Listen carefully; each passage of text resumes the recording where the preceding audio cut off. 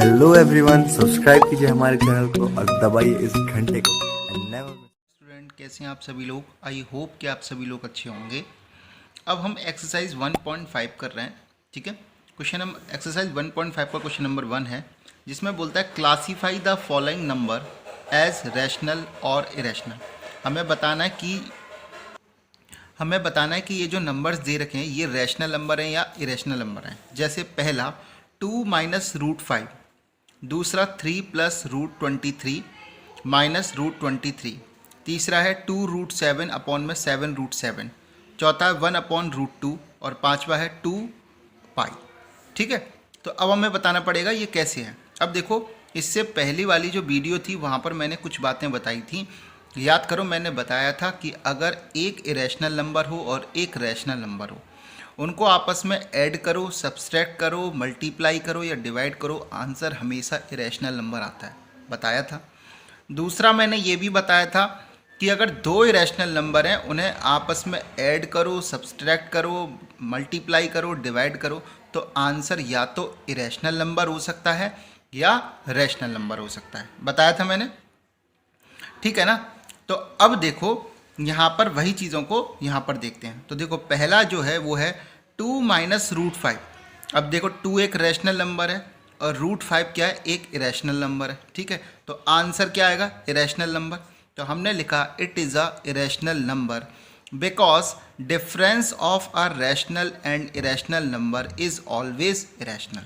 ठीक है, बता चुका हूँ जो, ये तो सिंपल है। अगला था 3 प्लस रूट 23 माइनस रूट 23। तो आपको पता है, जब इस ब्रैकेट को ओपन करोगे तो 3 प्लस रूट 23 माइनस रूट 23, तो माइनस के रूट 23 से प्लस का रूट 23 कैंसिल आउट हो जाएगा। आंसर कितना बचेगा, 3। और ये क्या है, एक रैशनल नंबर है। ठीक है, सिंपल है। अगला था 2 रूट 7 अपॉन में 7 रूट 7। तो 7 रूट 7 से रूट 7 कैंसिल आउट हुआ, तो बचा कितना, 2 अपॉन 7। ये क्या हो गया, it is a rational number. ठीक है, अगला देखोगे तो 1 अपॉन रूट 2। अब देखो, 1 अपॉन रूट 2 दे रखा है, तो हम क्या करने वाले, 1 upon root 2 multiply root 2 upon में रूट 2, यानी कि जो यहाँ पर जो था, क्या कहना चाहिए, डिनोमिनेटर है, उसको मैंने रैशनलाइज कर लिया। तो आंसर क्या है, रूट 2 अपॉन में 2। तो क्या बताया कि it is a rational number. ठीक है, because any rational number is divided by rational, the question is rational. देखो, ये जो होगा वो इरेशनल नंबर होगा, यहाँ पर क्या होगा, ये एक इरेशनल नंबर होगा। क्यों, क्योंकि मैं बता चुका हूँ ये एक it is a irrational number. क्यों, क्योंकि कोई भी रैशनल नंबर को किसी रैशनल नंबर से अगर आप डिवाइड करते हो तो जो आंसर आएगा वो हमेशा इरेशनल नंबर होगा। आया समझ में। ठीक है, मैं पहले ही बता चुका हूँ, बिल्कुल याद रखना अच्छे से कि जब एक रैशनल नंबर हो और दूसरा इरेशनल नंबर हो, तो या तो ऐड करो, चाहे लेस करो, चाहे मल्टीप्लाई करो, चाहे डिवाइड करो, आंसर जो आएगा वो हमेशा ही एक इरेशनल नंबर होगा। ठीक है, अब अगला देखोगे तो अगला क्या दे रखा है, 2 पाई। और 2 पाई जो दे रखा है वो क्या है, it is a irrational number because pi is a irrational number and any rational number is product by या multiplied by rational number, the number will be irrational. मैंने बताया था, एक रैशनल 2 क्या है, रैशनल नंबर, पाई क्या है, इरेशनल नंबर। जब दोनों का मल्टीप्लाई होगा तो आंसर क्या आएगा, इरेशनल नंबर। अब तुम अगर देखोगे तो ये बात समझ में आ जाएगा कि 2 क्या है, एक रैशनल नंबर, और पाई क्या है, एक इरेशनल नंबर। ठीक है, तो जब दोनों का आपस में मल्टीप्लाई करोगे तो आंसर इरेशनल नंबर ही आएगा। ठीक है, यही बात मैंने यहाँ पर लिखा कि it is a irrational number because pi is a irrational number and any rational number is product bye rational number, the number will be irrational. ठीक है, अब अगला जो है क्वेश्चन नंबर 2 देखो, इसमें क्या बोला गया है, simplify each of the following expression. आपको क्या करना है, सिंप्लीफाई करना है। ठीक है, 3 प्लस रूट 3, 2 प्लस रूट 2। ठीक है, इनको सिंप्लीफाई करोगे तो 3 का मल्टीप्लाई 2 में करोगे तो 3 2 जा 6, 3 का मल्टीप्लाई रूट 2 में करोगे तो 3 रूट 2, रूट 3 का मल्टीप्लाई 2 में करोगे तो 2 रूट 3, और रूट 3 का मल्टीप्लाई 2 में करोगे तो रूट 3 मल्टीप्लाई रूट 2, इसे लिखोगे 6 3√2 प्लस 2√3 और इन दोनों का जब मल्टीप्लाई होगा, रूट का मल्टीप्लाई होता है। कल मैंने बताया था रूट ए और रूट बी, अगर इनका आपस में मल्टीप्लाई होता है तो आप इसे रूट ए बी लिख सकते हो, बताया था। तो यहाँ पर क्या हो जाएगा 3 2 जा 6, तो √6 इसका आंसर हो जाएगा।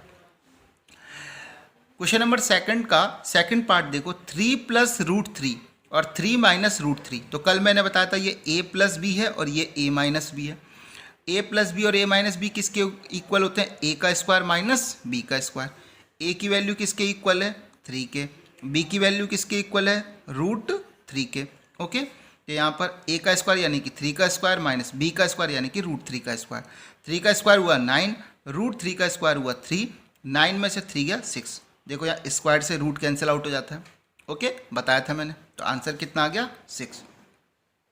नेक्स्ट वन आओ, थर्ड वाला कि √5 प्लस √2 का स्क्वायर। ठीक है, तो ये क्या हो गया? a प्लस बी का स्क्वायर। यहाँ a का स्क्वायर प्लस b का स्क्वायर प्लस 2ab होता है, बता चुका हूँ। इसी फॉर्मूले को आप और कैसे लिख सकते हो? a का square plus 2ab plus b का स्क्वायर, ये भी लिख सकते हो। यहाँ a की वैल्यू किसके इक्वल है? √5 के इक्वल है। b की वैल्यू किसके इक्वल है? √2 के इक्वल है। ओके, तो यहाँ पर क्या हो जाएगा? √5 का स्क्वायर प्लस √2 का स्क्वायर यानी कि a का स्क्वायर b का स्क्वायर प्लस 2 √5 और √2 ab। √5 का स्क्वायर कितना होगा? 5, क्योंकि स्क्वायर से रूट कैंसिल, स्क्वायर से रूट कैंसिल 2 और यहाँ पर 2 बचेगा और 5 2 कितना हो जाएगा? √10। बता चुका हूँ 5 2 अब 5 और 2 कितना हो गया? 7 प्लस 2 √10। आ गया समझ में यहाँ तक की बात? अगला जो है सेकंड क्वेश्चन का ही फोर्थ वाला पार्ट है ये, उसे देखोगे तो क्या लिख रहा है? √5 माइनस √2 और √5 प्लस √2। तो देखो 5, ये क्या हो गया? a माइनस बी और ये क्या हो गया? a plus B. तो क्या होता है इसका? a का स्क्वायर माइनस b का स्क्वायर, यही होता है। अब एक यहाँ पर a की वैल्यू किसके इक्वल है? √5 के इक्वल है। b की वैल्यू किसके इक्वल है? √2 के इक्वल है कि नहीं है? यहाँ पर क्या हो जाएगा? √5 का स्क्वायर कितना हो गया? 5, √2 का स्क्वायर कितना हो गया? 2, 5 में से 2 गया तो कितना बचा? 3। यहाँ तक की बात क्लियर हो गई। इसके बाद अगर आप देखोगे तो एक क्वेश्चन आता है, क्वेश्चन नंबर 3 कि recall pi is defined as the ratio of circumference, जिसे हम c बोलते हैं, of circle to its diameter से d। यानी कि क्या कहता है? पाई जो होता है वो उसकी जो वैल्यू होती है वो क्या होती है? वो रेशो होती है किसका? सर्क्यूमफ्रेंस का और डायमीटर का। That is pi is equal to c/d। c का मतलब सर्क्यूमफ्रेंस और d का मतलब डायमीटर। ठीक है, this seems to contradict the fact that pi is irrational. अब ये जो चीज़ है, ये वैल्यू है, ये कॉन्ट्राडिक्ट करती है पाई की वैल्यू से। क्यों? क्योंकि पाई को तो हम मानते हैं इरेशनल, जबकि c/d तो किस फॉर्म में लिखा गया? p/q के फॉर्म में। अब p/q के फॉर्म में जो चीज़ लिखी आती है उसे बोलते हैं रैशनल नंबर। ठीक है, तो ये वैल्यू जो है वो रैशनल नंबर को दिखा रही है और ये वैल्यू जो है पाई की जो वैल्यू होती है वो हमें पता है इरेशनल है। तो यानी कि यहाँ पर वैल्यू रैशनल दिखा रही है और पाई की वैल्यू इरेशनल है, ये तो आपस में कॉन्ट्राडिक्ट कर रहे हैं। How will you resolve this contradiction? तो आप इस कॉन्ट्राडिक्शन को कैसे रिजॉल्व करेंगे?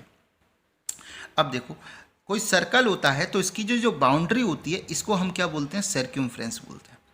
और सेंटर से होकर जो लाइन जाती है उस लाइन को क्या बोलते हैं? डायमीटर बोलते हैं। ठीक है, डायमीटर और क्या हो सकता है? तो अगर आप देखोगे, अगर ये है सर्कल तो अगर ये सेंटर है तो यहाँ से इस तरीके से भी ये जो लाइन जा रही है ये भी क्या होगा? इसका डायमीटर होगा। तो पाई इज इक्वल टू क्या हो सकता है? c/d। ठीक है, ये बोला गया। अब यहाँ पाई क्या है? एक इरेशनल नंबर है। अब यहाँ पे चीज़ों को समझना थोड़ा सा। पाई क्या है? एक इरेशनल नंबर है। तो c/d भी क्या होना चाहिए था? एक इरेशनल नंबर होना चाहिए था। होना चाहिए था कि नहीं होना चाहिए था? समझो बात को। पाई क्या है? एक इरेशनल नंबर, तो c/d भी क्या होना चाहिए था? एक इरेशनल नंबर होना चाहिए था। ठीक है, लेकिन क्वेश्चन में गिवन है कि वो c/d है, इसका मतलब वो क्या है? एक रैशनल नंबर है।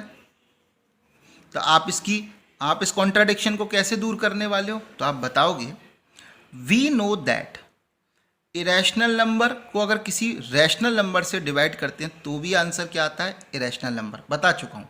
या रैशनल नंबर को किसी इरेशनल नंबर से डिवाइड करते हो तब भी आंसर क्या आता है? Irrational number. मैंने बताया था आपको इससे पहले वाले वीडियो में कि अगर कोई भी रैशनल नंबर हो और दूसरा इरेशनल नंबर हो, उनको आपस में ऐड करो, सब्सट्रैक्ट करो, मल्टीप्लाई करो या डिवाइड करो, जो आंसर आएगा वो हमेशा इरेशनल नंबर होगा। तो अगर हम डिवाइड करें इरेशनल नंबर को रैशनल नंबर से या रैशनल नंबर को इरेशनल नंबर से, आंसर क्या आएगा? Irrational number. इट मीन्स, इसका क्या मतलब होगा?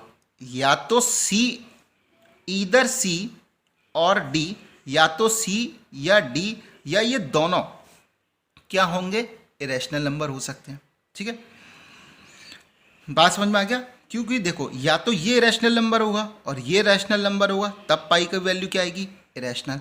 या ये रैशनल नंबर होगा, ये रैशनल नंबर होगा, तब पाई की वैल्यू क्या आएगी? इरेशनल। बात समझ में आ रहा है कि नहीं आ रहा? तो यही कहा गया है कि इट मीन्स ईदर सी और D is an irrational number. ठीक है, so there is no contradiction, इसीलिए यहाँ पर कोई भी कॉन्ट्राडिक्शन नहीं है। और वैसे भी ये जो C अपॉन डी होती है, पाई की ये जो वैल्यू होती है, जैसे 22/7 होती है ये एक्चुअल में, ठीक है, ये जो होती है ये इसकी अप्रॉक्सीमेट वैल्यू होती है, अप्रॉक्सीमेट वैल्यू होती है। ठीक है, एग्जैक्ट वैल्यू नहीं होती। एग्जैक्ट वैल्यू तो पाई की जो होती है वो कैसी होती है? 3.14, फिर डेड डैश करके आगे तक चलता हुआ चला जाता है।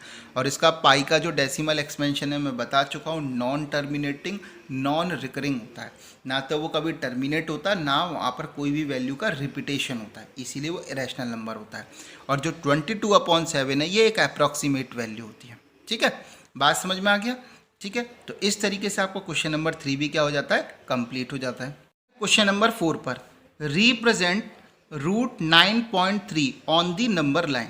अब देखो, ये क्वेश्चन में बड़े अच्छे से आपको मैंने यहाँ पर एक एग्जाम्पल समझाया था जिसमें मैंने बताया था √3.5, याद करो। ठीक है, तो अब इस क्वेश्चन को कैसे करेंगे? सबसे पहले हमने एक नंबर लाइन को खींचा, ये जो वैल्यू है 0 है, इसके राइट हैंड साइड पर पॉजिटिव वैल्यू है और इसके लेफ्ट हैंड साइड पर नेगेटिव वैल्यू है।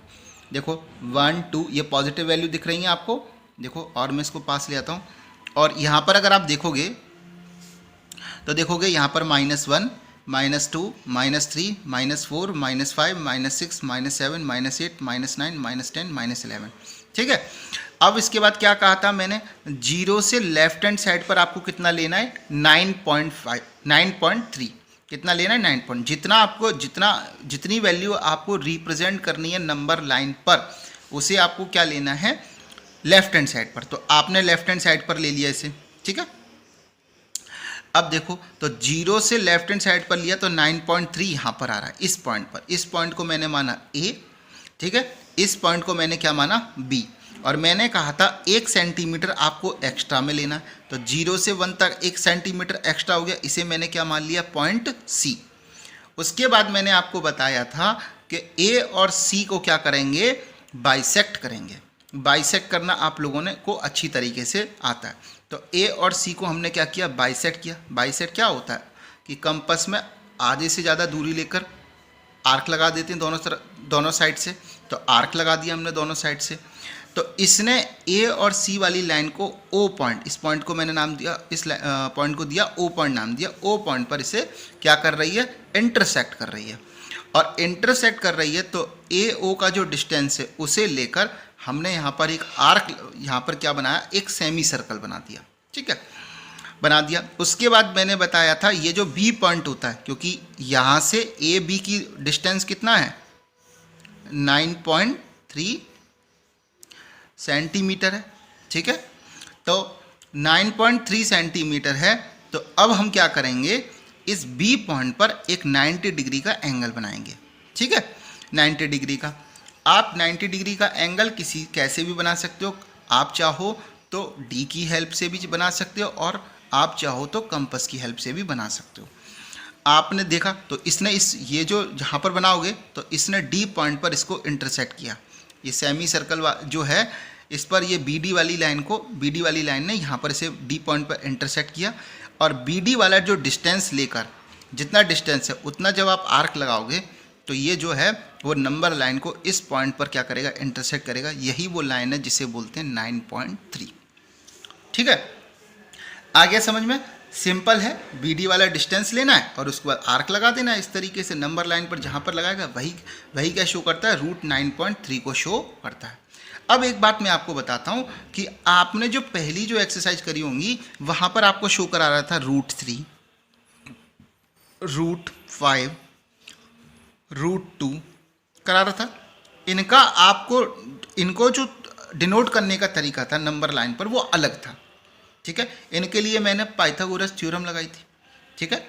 आप लोगों को पता होगा, जिन्होंने मेरी प्रीवियस वीडियो नहीं देखी है उन्हें अच्छे से देखिए, और जो भी हमारा जो मैथ की जितनी भी वीडियो आ रही हैं उन्हें आप सीरीज से देखते हुए चलिए, ठीक है।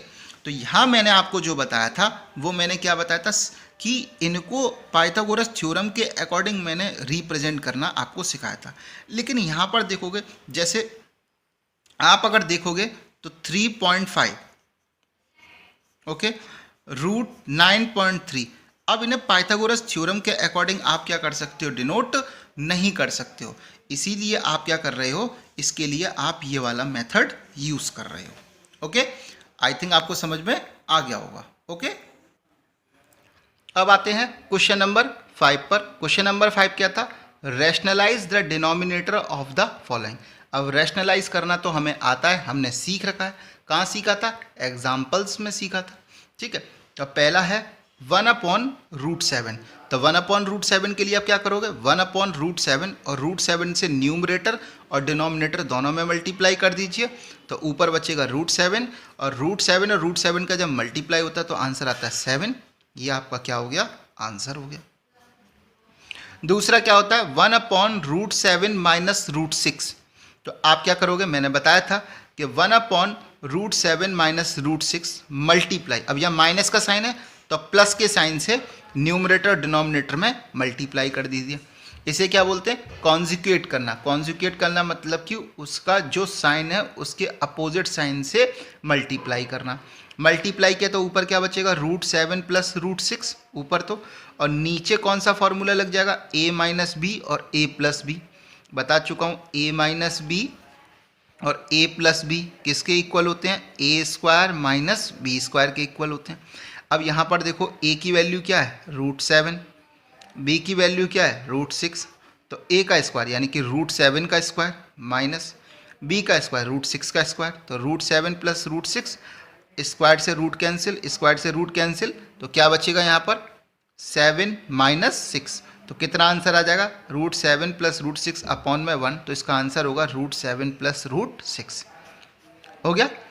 अगला देखो, अगला क्या दे रखा है, 1/√5 प्लस √2, तो कॉन्जुगेट कर लो, मतलब अपोजिट साइन से मल्टीप्लाई कर दो, तो माइनस √5 माइनस √2 अपॉन में √5 माइनस √2 मल्टीप्लाई करोगे तो √5 माइनस √2 अपॉन में ये a माइनस बी और a प्लस बी, तो a का स्क्वायर √5 का स्क्वायर माइनस ये क्या हो गया, b का स्क्वायर √2 का स्क्वायर, √5 माइनस √2 अपॉन में रूट स्क्वायर से रूट कैंसिल, स्क्वायर से रूट कैंसिल, 5 माइनस 2 यानी कि √5 माइनस √2 अपॉन में 5 में से 3 गया, वो सॉरी 5 में से 2 गया, कितना बचा 3। तो इसे अब आप क्या लिख सकते हो, 1/3 ब्रैकेट में √5 माइनस √2। आप यहाँ तक भी करके आते हो तो भी आपका आंसर सही है, और आप इसे भी लिख के आते हो तो भी आपका आंसर क्या है, सही है। आया समझ में, ठीक है। इसके बाद लास्ट वाला क्या आता है, 1/√7 माइनस 2, तो वही कॉन्जुगेट कर दो, √7 प्लस 2, √7 प्लस 2 से मल्टीप्लाई किया तो वही a माइनस बी और a प्लस बी वाला फॉर्मूला लग जाएगा, तो a का स्क्वायर माइनस b का स्क्वायर, 7 माइनस 4 बचा कितना 3। तो अब आप इसे क्या लिख सकते हो, या तो यहीं पर लिख के आ जाइए आंसर हो गया, या 1/3 बाहर ले लीजिए, √7 प्लस √2, ये भी क्या हो जाएगा, आंसर हो जाएगा, ठीक है। तो इस तरीके से आपकी एक्सरसाइज 1.5 जो होती है वो होती है कंप्लीट, ठीक है। Thank you.